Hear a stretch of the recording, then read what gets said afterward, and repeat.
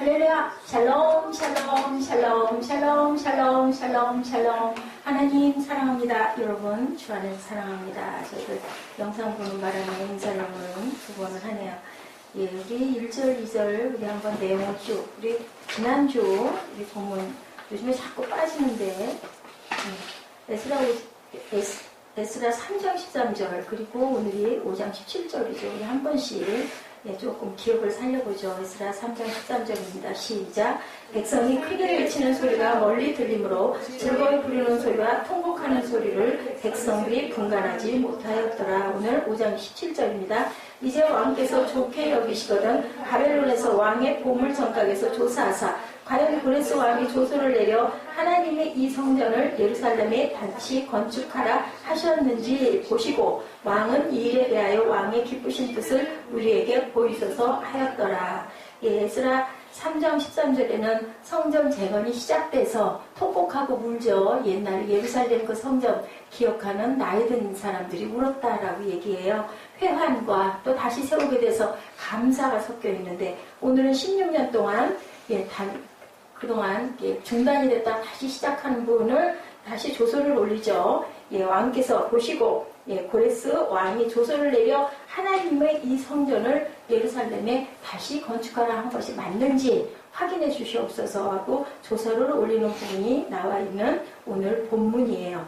1, 2절을 보니까 선지자들 곧 선지자 학개와 이또의 손자 스가랴가 이스라엘의 하나님의 이름으로 유다와 예루살렘에 거주하는 유다 사람들에게 예언하였다라고 나와 있어요. 선지자들은 뭐하는 사람들? 하나님의 말씀을 전하고 증거하는 사람들. 그러니까 시작이 뭘로 돼요? 하나님의 말씀으로 시작이 된다. 무엇을 하든지. 여기서 중요한 핵심은 이 부분입니다. 2절에 보니 이에 스알디엘의 아들 스룹바벨과 요시닥의 아들 예수아가 일어나 예루살렘에 있던 하나님의 성전을 어떻게 했어요? 다시 건축하기 시작했다. 이게 중요해요. 어떻게 시작했다고요? 다시 건축하기 시작했다. 하나님의 선지자들이 함께 있어 그들을 또한 도왔다. 다시 건축할 때는 혼자 하는 게 아니라 하나님의 선지자들이 도왔다. 무슨 일이든 혼자 할 수 있는 일은 없다. 중단됐던 것을 다시 할 때는 사람이 하나님의 영을 받아서 하나님의 명령이 있어서 하나님의 감동이 있어서 무엇을 시작하든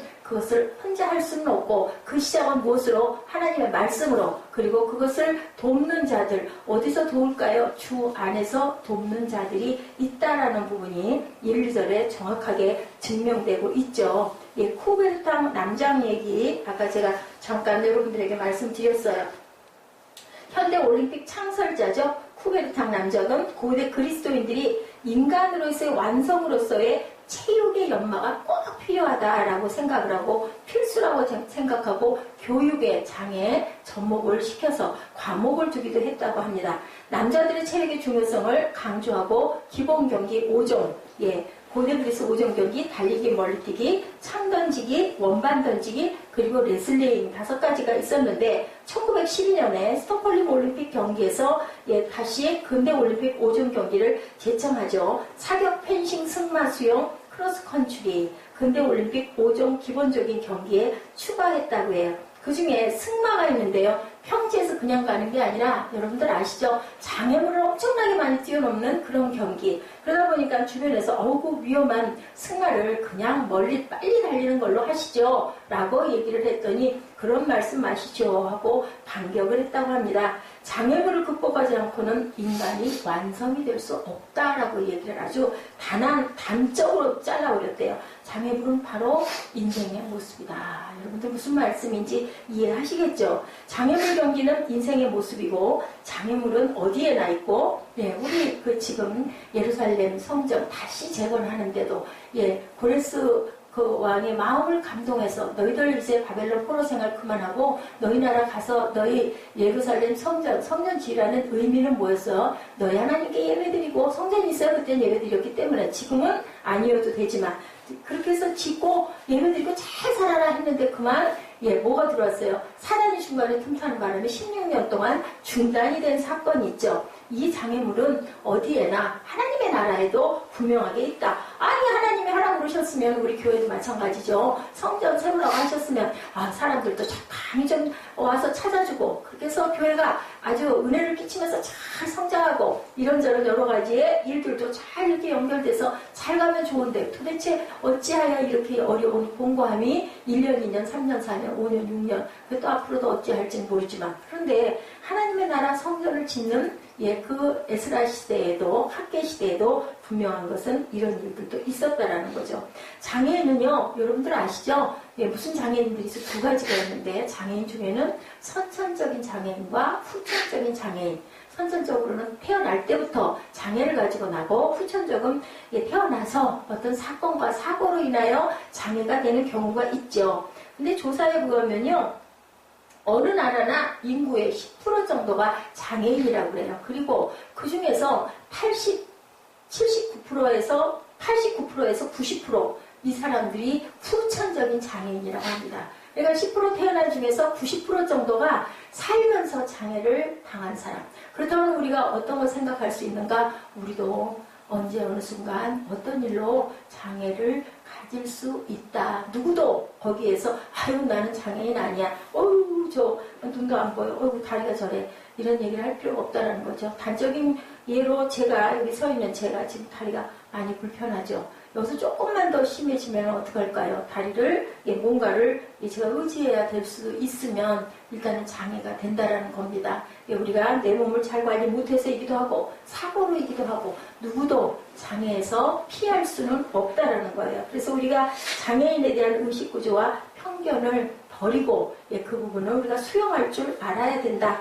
바벨론 포로에서 돌아와 성전 건축에 임한 유대인들도 장애 앞에 직면된 16년을 겪고 살았어요. 그러면서 그냥 어떻게 돼버렸어요? 자기 집 열심히 자기 집 돌보고 자기 집 그냥 이렇게 잘 만들기에 정신이 없고 급급했다라는 부분이 나와 있습니다. 성전 건축의 위대한 역사는 선지자들의 하나님의 말씀으로 다시 시작이 되죠. 우리가 항상 어떤 부분 조금 내려놓다 보면 어떻게 돼요? 점점 더 자꾸 희미해지고 희석이 되어버려지고 그냥 푹 소망이 주저앉아 버려지는 것처럼 이 사람들도 제일 먼저 누가 거길 갔어요? 보니까 제사장들, 레위인들이 제일 많이 갔죠. 그렇게 해서 정말 자기들 터전들을 다 버리고 그 황폐한 자기 고불이를 찾아가가지고 모든 걸 감수하고 시작을 하려고 정말 금의 모든 것들 자기의 그 재산들을 다 싣고 간 부분이 에스라서에도 나오잖아요. 예레미야에서에도 나오고 느헤미야에도 나오고 쭉 나옵니다. 그 굳은 결심을 하고 갔는데도 그만 그 부분이 주저앉아 버리니까 뭐예요? 너희 집만 가꾸고 가기에 바쁘냐? 성전은 황폐한데 학계가 일어나 외칩니다. 에스라가 외칩니다. 느헤미야가 외칩니다. 느헤미야는 하나님의 영이 얼마나 강하게 감동이 됐는지 그 부분을 막 증거하다가 막 그냥 돌팔매 맞고 칼로 찔림 당하고 저는 그 마음의 교인가요? 그 부분에 제가 간증 동영상을 잠깐 보다가 저는 그거 도저히 볼 수가 없어요. 그런데도 그 아내들은 아까 저거는 아무것도 아니에요. 그 아내들은요, 그래도 용서한다. 저는 용서 못해요. 남편들을 붙잡아다 다 아내가 있죠. 남자들을 그렇게 데려다가 선교사들 붙잡아다가 뭐하라고? 나는 마음에서 섬긴다라는 얘기를 하라는 거죠. 난 예수 안 믿는다고 그거 얘기하면 내 살려줄게 하면서 손가락을 하나씩 다 자르고요. 끝에는 어떻게 우리 항문 속까지 찢어서 벌려가지고 뒤집어 놓고 아주 그 구멍이라는 구멍대로 다 뒤집어 놓고 수천 군데를 찔러서 나중에는 목 잘라가지고 순교를 당하는 3시간 동안을 장장 5명인가를 그렇게 놓고 그렇게 잔인하게 그렇게 죽였어요. 그냥 총 한 방 땅 쏴서 죽거나 그죠? 저는 십자가 처형보다 더 할 것 같다라는 생각이 들 만큼 너무 잔인해요. 그런데도 그 아내들이 그래도 용서한다고. 글쎄요, 저는 정말 그 발끝에도 못 따라갈 것 같다는 생각이 들어는 쳐다볼 수도 없고 도저히 난 그걸 볼 수가 없었어요. 그렇게 잔인한 정말 그런 거 보면 우리는 얼마나 감사한가. 하나님 보아 여러분들 저는 구약을 보다 보니까요. 정말 우리 이 세상에 이 세대에 이렇게 태어난 거 나만에 이렇게 살 수 있는 거 정말 어렵잖아요. 어려움이 많잖아요. 그리고 또 시험도 많이 들잖아요. 그럼에도 불구하고요. 구약과 같은 시대에는요. 정말 태어났다가 언제 죽을지 완전 팔목수며 어떤 그 왕을 만날지 그거에 따라서 그냥 완전히 종이 되기도 하고 노비가 되기도 하고 그냥 아주 그냥 순간 다 집안이 다 망해서 죽어버리기도 하고 죽여버리기도 하고 그런 시대에 살지 않고 태어나지 않고 예, 우리들 이 시대에 지금 전쟁이 없잖아요. 1950년에 일어나고 지금 2015년이에요. 65년이죠. 65년 동안 제 나이가 이 나이가 되도록 전쟁을 겪지 않고 그래도 이렇게 안락하게 올 수 있게 해주신 하나님의 은혜가 얼마나 감사한지 여러분들 생각 못 해보셨죠? 예, 우리 본문 1장에 선지자들고 선지자 학개와 이도의 선지자 스가랴가 이스라엘의 하나님의 이름으로 유다와 예루살렘에 거주하는 유다 사람들에게 예언했다라고 이렇게 말씀이 시작이 되고 있습니다. 2절에 보니까 뭐라고 말씀하세요? 2절 말씀에 이에 스알델의 아들 수룹바벨과 요사닥의 아들 예수아가 일어나 예루살렘에 있던 하나님의 성전을 다시 건축하기 시작하며 하나님의 선지자들이 함께 있어 그들을 돕더니 3절 그때에 유브라데 강 건너편 총독 다뜨네와 스달보스네와 그들의 동감들이 다 나와 그들에게 이르되 누가 너에게 명령하여 이 성전을 건축하고 이 성막을 마치게 하였느냐. 이제 시비 거는 거예요. 그쪽에 있는 사람들이. 예, 그랬더니 우리가 이 건축하는 자 이름을 아뢰었으나 5절이죠. 하나님의 유다 장로들을 돌보셨으므로 그들이 능히 공사를 막지 못하고 그 일에 다리오에게 아뢰어 답장 오기를 기다렸도다 하고 16, 17절이 지금 건너뛰어서 말씀이 나오죠.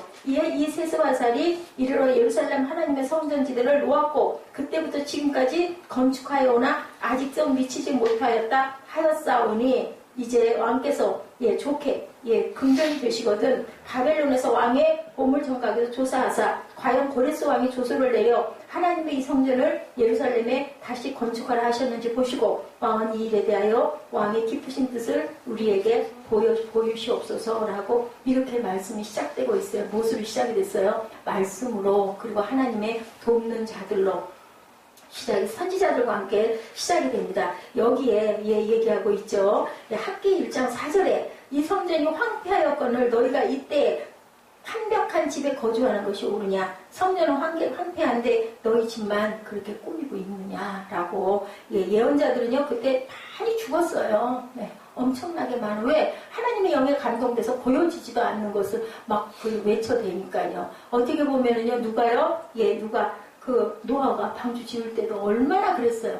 방주에 타라고 막 그렇게 뛰어다니면서 얘기했는데 그 시대에는 뭐가 없어서 비가 없으니까 미쳤다고 그러죠. 그 수십 년, 80년인가 70 몇 년 동안 120년에 완성이 됐지만 준비하는 기간이 수십 년이었고요. 완공할 때까지 비가 하늘에서 쏟아져가지고 쉴 새 없이 비가 내리기 직전까지 노아는 뭐 했냐 방주를 지으면서 수시로 나가가지고 전도했어요. 어떻게 전도했어요? 이리 들어오라고. 비 쏟아지면 너희들 죽고 이리 와야 살아. 지금 오늘날 저와 여러분에게 하시는 말씀하고 똑같은 말씀을 그때도 했는데 아무도 믿는 자가 없었다라는 거예요.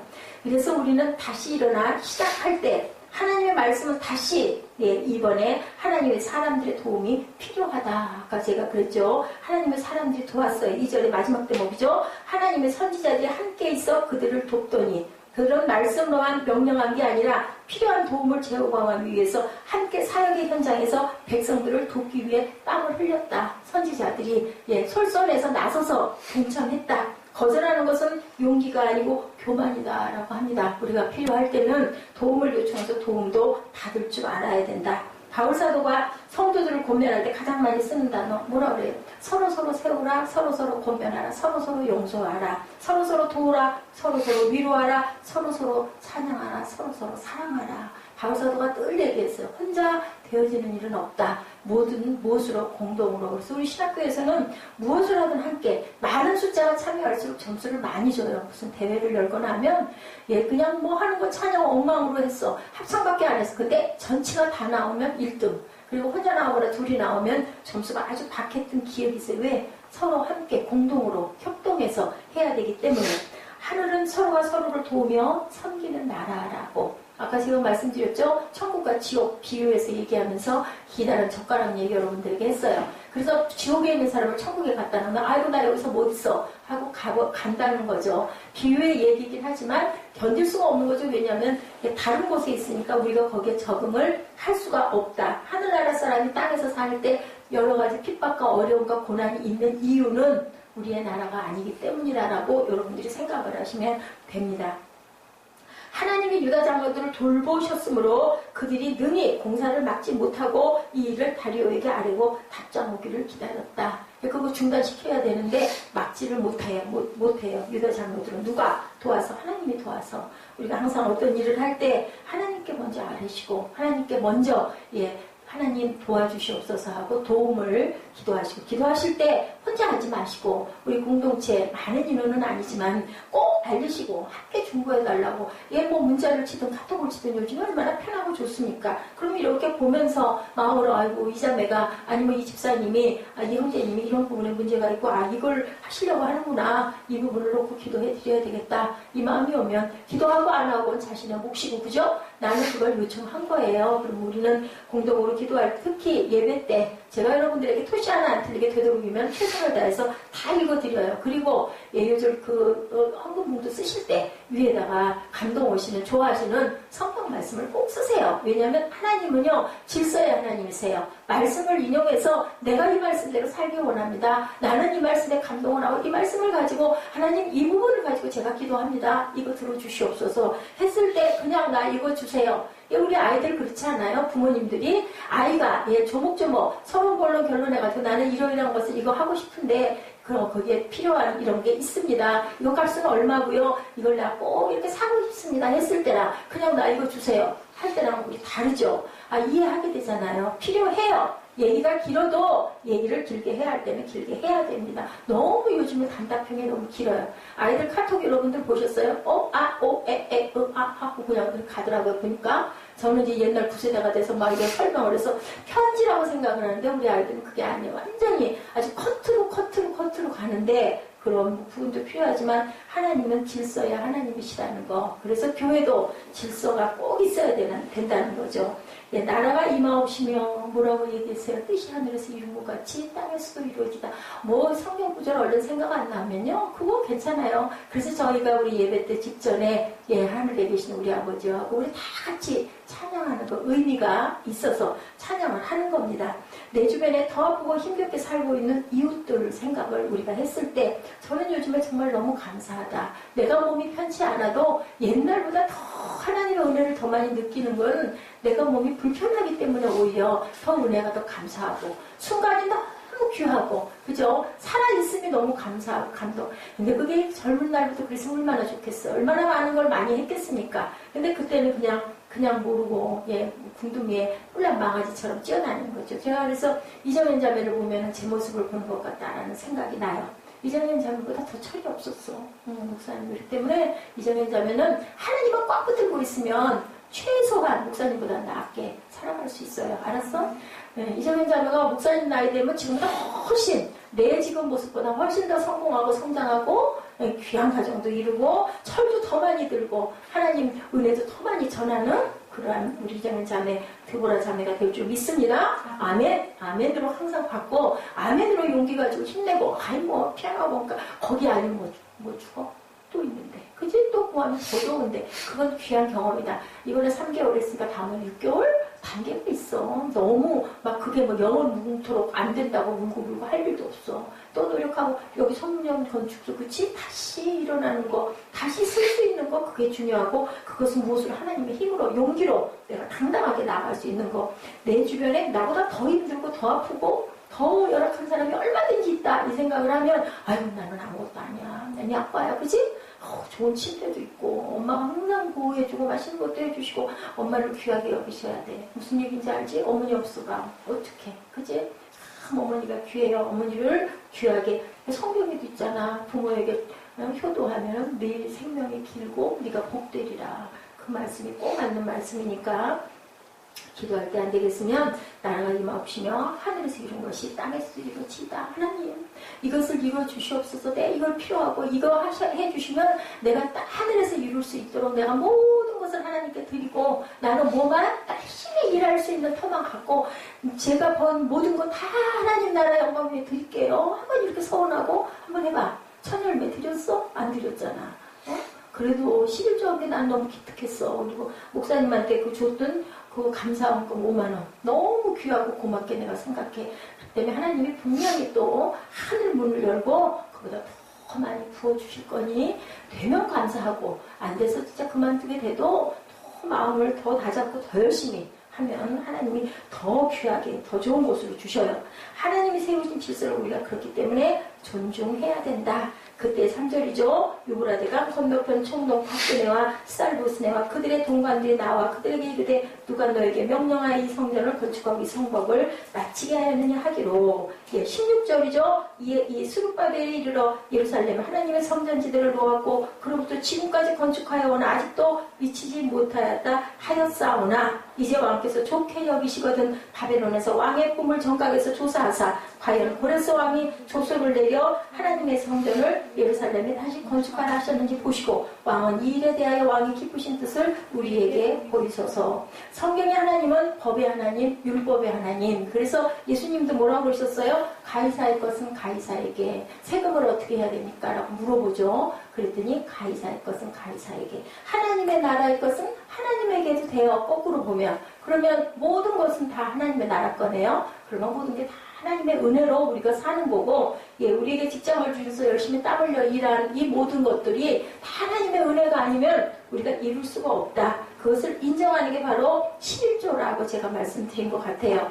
하나님의 백성들이 하는 일은 아무리 좋은 동기를 가졌어도 불법과 편법으로 하면은 은혜가 아니다. 그렇게 해서 심는 것은 하나님이 기뻐하시지도 않은 거죠. 뭐 교회의 보탬이 될 수는 있어요. 교회에 여러 가지 재정상의 보탬이 될 수는 있지만 하나님은 그 헌금을 기뻐하지 않으신다. 그 법안에서 순종하고 순복하고 복종하고 가이사할 것은 가이사에게라는 그 마음을 가지고 하나님을 섬기는 저와 여러분이 되셔야 할 줄 믿습니다. 권력을 남용하거나 악용할 때라도 백성을 억압할 때라도 그 법안에서 일단 법을 순종하고 바꾸려고 하는 운동을 해야 돼요. 그죠? 아까 그 선교사님들 창 맞아 죽으면서도 총을 가지고 어디다 써요? 그냥 공중에다가 이렇게 하다가 이렇게 하죠. 왜냐하면 저 사람들은 아직 구원받을 준비가 되지 않은 사람들이다. 저는 그 아이가 그 나라 말, 그 무슨 족이죠? 그 족 얘기를, 이 말을, 무슨 족이죠?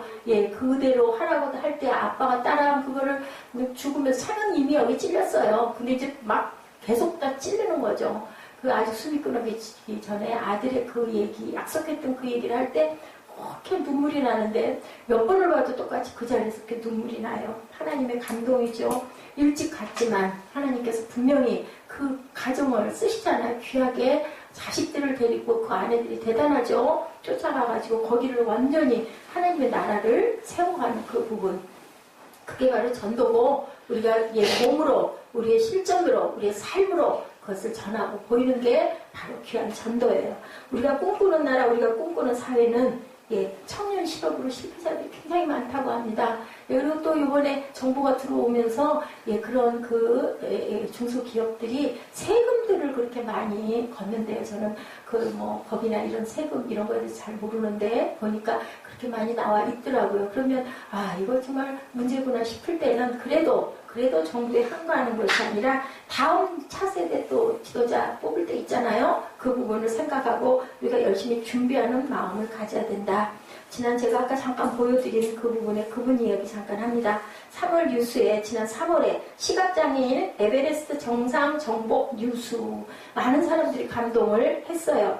전국 시각장애인 도서관장인 송경태 씨 1급입니다. 장애를 극복하고 4대 극한 마라톤 도전자. 이분은 이렇게 얘기를 해요. 불광불득이라고. 어떤 영광을 거두기 위해서는 우리가 어려움을 꼭 겪고 넘어가야 된다. 얻고자 하면 뭐 해야 된다. 그리고 미쳐야 된다. 맞아요. 그죠? 미치지 않으면, 지나치지 않으면, 저보고 늘 그러죠. 좀 적당히 하면 이렇게 서 있을 수가 없는 거예요. 그것이 제가 그러는 것이 아니라 내 안에 있는 하나님이 주신 감동이 그렇게 하게 하죠. 사하라 사막과 고비 사막과 아타카마 사막 남극 마라톤에서 도전을 이미 했고요. 우리는 정말 사막 하면은 무섭잖아요. 어떻게 가서 단 10분이라도 견딜 수 있을지 모르겠어요.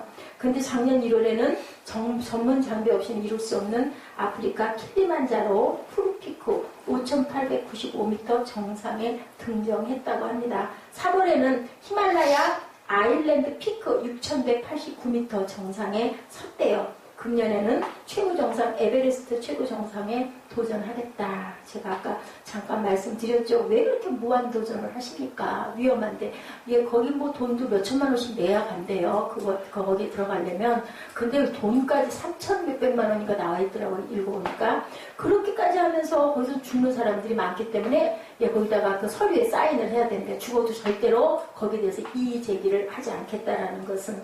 그러니까 목숨 걸고 왜 그 짓을 하냐. 이만큼 했으면 됐지. 그랬더니 그분 얘기가 예, 그렇게 얘기를 했다고 그래. 내가 이렇게 도전함으로 내가 몸이 이렇게 붉은데 그러면 정상인들은 나보다 더 잘할 수 있지 않겠느냐. 그것을 내가 보여주기 위해서 계속해서 도전한다. 우리는 이루지 못할 것이 없다라고 그렇게 얘기를 한대. 불가능이라는 건 없다. 자기도 거길 도전을 할 때는 이거 불가능하지. 근데 막 속에서 그렇게 소망이 솟아이른대요. 이 사람이 원래 그 시각장애 당하기 전에도 그렇게 그 산악을 즐겨했던 그런 사람이더라고요. 그 사람의 것을 쭉 읽어보니까 거기 아마 보시면 쭉 내용이 나와 있을 거예요. 결국은 시각장애가 됐어요. 어떤 사건으로 인하여 그러니까 이 사람은 후천적인 시각장애인이죠.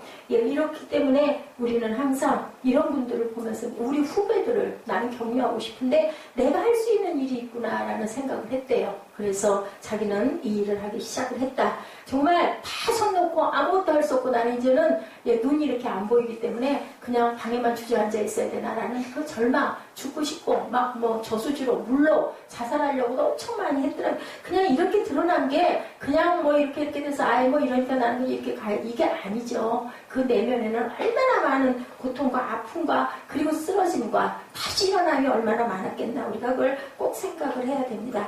일어서야 할 이유는 더 큰 도전을 위해서 그 나라의 뜻을 이루기 위해서 포기하려고 했던 마음을 다시 추스르고 일어설 내 몫을 붙들고 왜? 그 소망을 위해서 그 축복의 날을 바라보면서 그것이 중요한데 그것은 여기 본문에 나와 있는 대로 내가 누가 주셔서 하나님의 말씀으로 선견자들이 도와서 하나님의 사람들이 도와서 일어설 수 있어야 되고 일어나야 된다라는 거. 우리가 무엇은 인생 자체가 뭐기 때문에 장애의 연속이기 때문에 우리는 삶을 그렇게 살아야 된다. 그러니까 이 말씀에서 우리가 가지고 가야 될 부분은 하나님이 주신 감동이라도 장애는 분명히 있고 그 장애인들도 선천적인 장애인보다는 후천적인 장애인이 90%라고 한다면 우리는 모두 다 장애를 가지고 갈 수도 있다. 그렇기 때문에 어떤 난관도 무엇으로 말씀으로 극복하고 살 줄 아는 그러한 믿음을 가지고 살아야 된다는 것이 지금 이 에스라서 5장 본문에 퍼져 있는 말씀입니다.